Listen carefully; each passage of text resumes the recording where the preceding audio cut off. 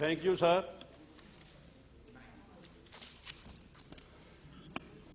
Sir, मैं बड़े दुख के साथ आज इस हाउस में ये बात आपके माध्यम से ऑनरेबल मेंबर्स के सामने लाना चाहता हूं कि आज से 25 साल पहले भारत की इसी राजधानी दिल्ली में जो सिखों के साथ जुल्म हुआ, और उसकी कमाल ये है कि ये दिन दिहाड़े हुआ। 3 दिन पर या तो नादर शाह के टाइम दिल्ली में कत्लेआम था, या फिर ये 84 में दोबारा दोहराया गया। नादर शाह को लोग आज भी याद करते हैं, लेकिन क्या बात है कि जब कहीं जुल्म होता है और जब ये, और खास पर जब ये एक मिनॉरिटी कम्युनिटी के सामने होता है, तो हम भूल जाते हैं और इसके लिए कोई ऐसे बहाने निकालते हैं।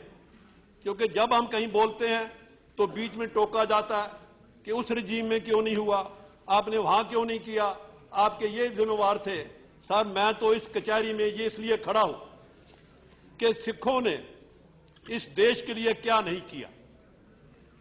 गुरु नानक देव जी ने इस हमारी स्थापना की, गुरु गोविंद सिंह जी ने हमें यह शक्ल दिया, और तमाम हमारा इतिहास कभी भी जब भी कोई काम हुआ हम मजलूम के साथ खड़े। हमने कभी धर्म की लड़ाई लड़ी, कभी हमने एंटी मुस्लिम नहीं लड़ी, कभी हमने एंटी हिंदू या प्रो हिंदू नहीं, हम तो जुल्म के खिलाफ लड़े। सारे इतिहास में आप कहीं बताइए कभी भी हिंदुस्तान पे कुछ हुआ तो सिखों ने क्या नहीं किया।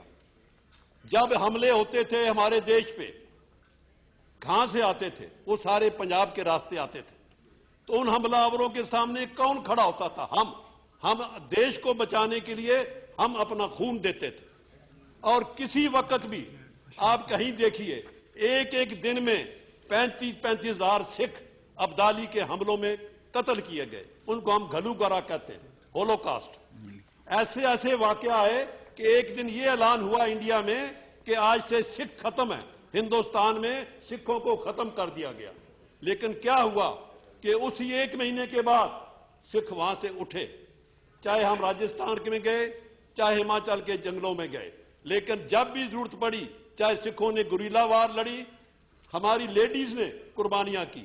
लाहौर जाके अब भी देखो म्यूजियम में क्या क्या हमारी शहादत की दास्तान लिखी है। लेकिन वो छोड़ो, जब देश की आजादी आई, आप सबको पता है कि पंजाब हिंदुस्तान से 100 साल के बाद गुलाम हुआ अंग्रेज में। हमारा मुल्क पंजाब आजाद रहा 1849 तक, जबकि बाकी देश सारा अंग्रेज के कब्जे में था। 1849 में अंग्रेज पंजाब में आया, लेकिन सबसे पहले जंग आजादी हमने शुरू की। सबसे पहले पंजाब में ही ये शुरू हुआ। और यहां ही नहीं, जो पंजाबी कनाडा में गए, वहां वो बबर अकाली के नाम पर आके उन्होंने जहाद किया, और करीबन 25 बबर अकाली फांसी पे चढ़े। कोई ऐसी मूवमेंट नहीं जिसमें हम आगे नहीं आए। मैं एक मिसाल देता हूं, 1941 में खान बादशाह ने एक पिशावर में मुजाहरा किया, गोली चली, उसको आज भी उस चौक का नाम खूनी चौक है। सारा देश डर गया। सबसे पहले अकाली जत्था ट्रेन पे चढ़ के अमृतसर से पिशावर पहुंचा, खान बादशाह के साथ खड़े हुए। कोई शहीद भगत सिंह कहां से उठा, जलियांवाला बाग का साका। आप हमें एक मिसाल दीजिए जहां हमने देश के लिए ना किया हो। उसके बाद जब देश आजाद हुआ, हमें ये ऑफर मिली कि आप 6 स्टेट बनाइए। हमें ये ऑफर मिली जिन्ना की तरफ से, सब रिकॉर्डेड है, कि आपको फुल हक होगा, हम पाकिस्तान के साथ ज्वाइन करो, आपको ऑटोनॉमी मिलेगी, आपको रिजर्वेशन मिलेगी। जिन्ना की ऑफर रिकॉर्डेड है, सारी किताबें छप चुकी हैं। लेकिन हमारे लीडर मास्तारा सिंह ने ऐलान किया, हम कुछ हो जाए हम हिंदुस्तान जाएंगे।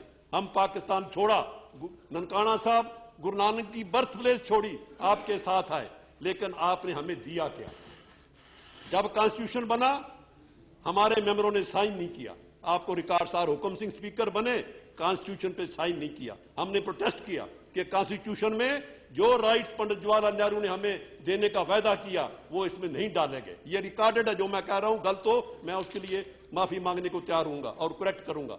उसके बाद क्या हुआ देश में, सारा इंडिया लिंग्विस्टिक बेसिस पे रीऑर्गेनाइज हुआ, लेकिन पंजाब नहीं हुआ। पंजाबी सुबह मूवमेंट चली, उसमें सैकड़ों लोग शहीद हुए, 1 लाख लोग जेल में गए, सारा इंडिया रीऑर्गेनाइज, पंजाब नहीं। लेकिन बड़ी कुर्बानी के बाद ये 1966 में पंजाबी सूबा बना।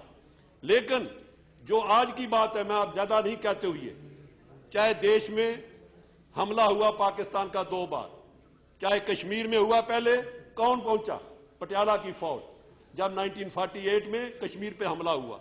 उसके बाद क्या हुआ, 65 की जंग, 71 की जंग।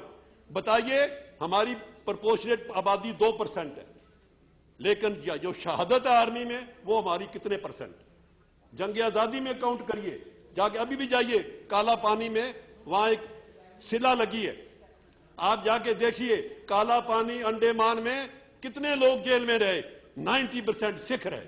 आप जाके पढ़िए, जितने लोग इंडिया में फांसी लगे वो 80% सिख लगे। ये सब रिकॉर्ड पे है, लेकिन हम इसका कोई मूल नहीं मांग रहे।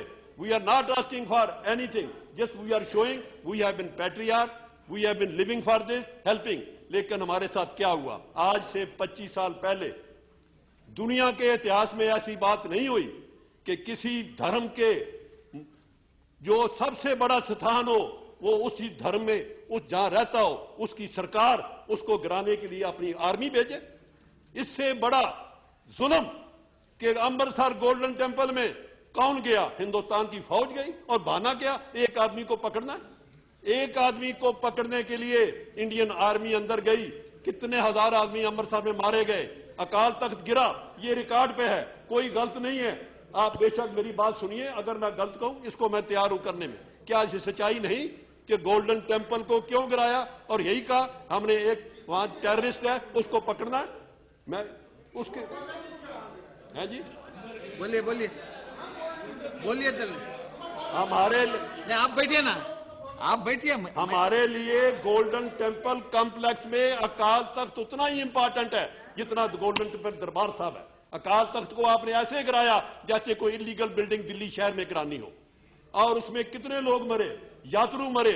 जो हमारा सरोवर था जिसमें लोग, जिसको आबे हयात कहते हैं, वो खून से भरा, वो सारे लोगों ने दुनिया भर में देखा। और वो ही नहीं, आपने कर्फ्यू लगाया पंजाब में, और उसको अपने वुड रोज, पहले वो ब्लू स्टार, ये वुड रोज, और वुड रोज में आपने कितने हजार सिख नौजवान मारे। मैंने एक बार इसी हाउस में कहा था, पंजाब में ऐसे गांव हैं जहां पिछले 20 साल में कोई शादी नहीं हुई क्योंकि नौजवान सारे मार दिए गए, वहां तो शादी की बारात नहीं आई। ऐसा जुल्म उस वक्त हुआ, लेकिन वो मैं आज छोड़ता हूं, क्योंकि आज का इशू क्या है कि उसके बाद आपने दिल्ली में क्या किया।